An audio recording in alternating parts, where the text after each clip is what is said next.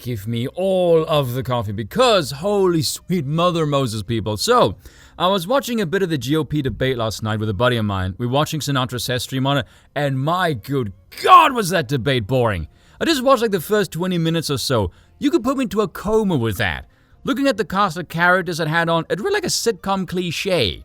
The rambling evangelical, the boring corporate stooge, the demented female who feels the need to prove she's just as psychotic as all the men, who may as well be Hillary Clinton with a different wig and name tag, the fat guy and the crazy foreigner. Now, to be fair to Vivek, it was basically the Vivek show. From the get-go, here was his opening statement. I think there's something deeper going on in the Republican Party here, and I am upset about what happened last night. We've become a party of losers at the end of the day. It was a cancer in the Republican establishment. Let's speak the truth. I mean, since Ronna McDaniel took over as chairwoman of the RNC in 2017, we have lost 2018, 2020, 2022, no red wave that never came. We got trounced last night in 2023. And I think that we have to have accountability in our party. For that matter, Ron, if you want to come on stage tonight, you want to look the GOP voters in the eye and tell them you resign, I will yield my time to you. And frankly, look, the people there cheering for losing in the Republican Party. Think about who's moderating this debate. This should be Tucker Carlson, Joe Rogan, and Elon Musk. We'd have 10 times the viewership, asking questions that GOP primary voters actually care about and bringing more people into our party. You think the Democrats, and we've got Kristen Welker here, you think the Democrats would actually hire Greg Gutfeld to host a Democratic debate? They wouldn't do it. And so the fact of the matter is, I mean, Kristen, I'm going to use this time because this is actually about you in the media and the corrupt media establishment. Ask you, the Trump-Russia collusion hoax that you pushed on this network for years, was that real or was that Hillary Clinton made up disinformation? Answer the question. Go. Mr. Ross. Man, talk about headshots all around. And from then on, he would proceed to dig salt into the wounds and massacre the rest of the GOP. How he isn't in handcuffs is a miracle. Man committed a multiple homicide on that stage. It was great. But something needs to be said about this. Trump is the nominee. He was always going to be the nominee, and this entire spiel is window dressing BS. Doesn't he have more of a lead than all the other candidates combined? What is the point of this then? Let's be real. The presidential race is about controlled opposition, money laundering, and giving the masses a feeling of control about who is heading the country. But let's skip the pleasantries here, shall we? We're adults. We can look at the polls. It is clear as day. No one sane gives a damn about any of these people. Nor does anyone even believe any of these yahoos on that stage gives a crap about what the people really think. If they did, they wouldn't be on that stage to begin with. They would look at the polls that scream Trump from every direction and ask why bother with this at all. Aside from the said give me all the dollars grift. From their bloody opening statements, my word, I may as well be ODing on Horlicks over here. It's so plastic and rehearsed and lifeless. It's time someone had the courage to stand up and say, I'm against those things that everybody hates. Now, I respect my opponent. I think he's a good man.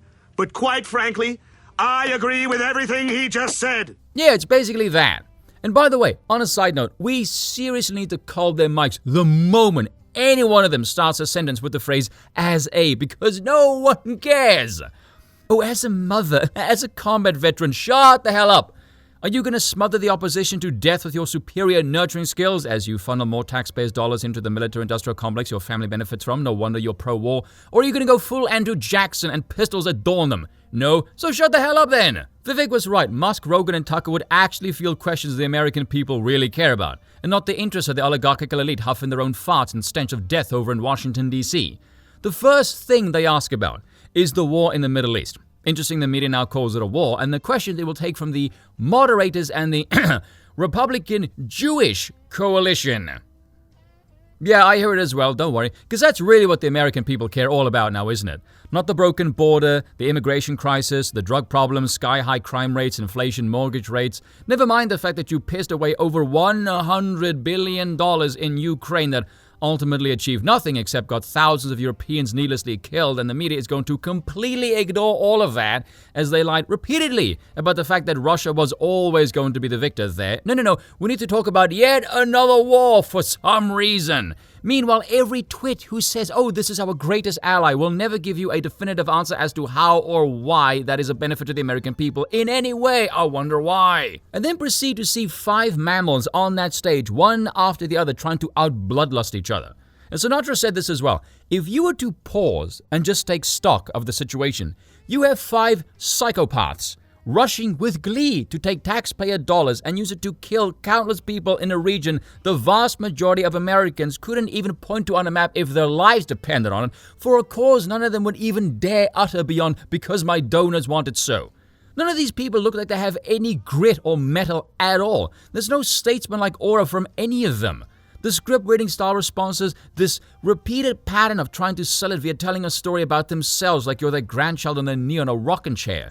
Dear Lord, would you please get an ounce of charisma and a freaking personality? And we all know why. It's because they're cut from the same cloth, the same class, the same donors, the same crowd, and so they have the same script, the same playbook, and the same lack of freaking personality. I mean, hats off to Vivek, who just straight up said Joe Biden is a puppet and he isn't really the president of the United States on national TV. That's rather ballsy and pretty funny. And maybe this is just me because I'm a monarchist, but I detest this vacuous marketing gimmick of politicians trying to relate to people by pretending they're just like everybody else. And honestly, I think that's a horrible byproduct of this stupid notion of representation. You're not, and we know you're not. You're elitist pricks with your heads up your asses. This is why when you try and slap on a leather vest or pose with a bike or a gun, people dislike it because you reek of the inauthentic. Or these scripted events where they try and hang out with the people. We can easily tell it's a campaign gimmick and it just comes across as pandering cringe, because it is. Now don't get me wrong, when Trump does the rallies and events, there's definitely an element of PR in it, but the difference is he's actually liked by the people. And I would much rather have a brash, arrogant asshole who insults, berates, and belittles everyone else around him because he thinks he's the dog's bollocks. Why? Because that takes some confidence and charisma to pull off successfully. I don't want representation because you can't represent a mass. Nor do I think Trump represents the American people, really. I think he's more the embodiment of the classic American spirit. And people like that. Hell, even foreigners like that. I hate the politicians who try and relate to us. I don't want you to be relatable, for heaven's sakes. You don't know me, nor do I want you to be relatable. I want you to be significantly better than everybody else because you'd be running the country. I want the dude with a pair of brass balls. I want the strong man. I want a real leader and not some empty-headed plastic spacker yanked off a Washington assembly line. Cheers for watching, and once again, I apologize for nothing.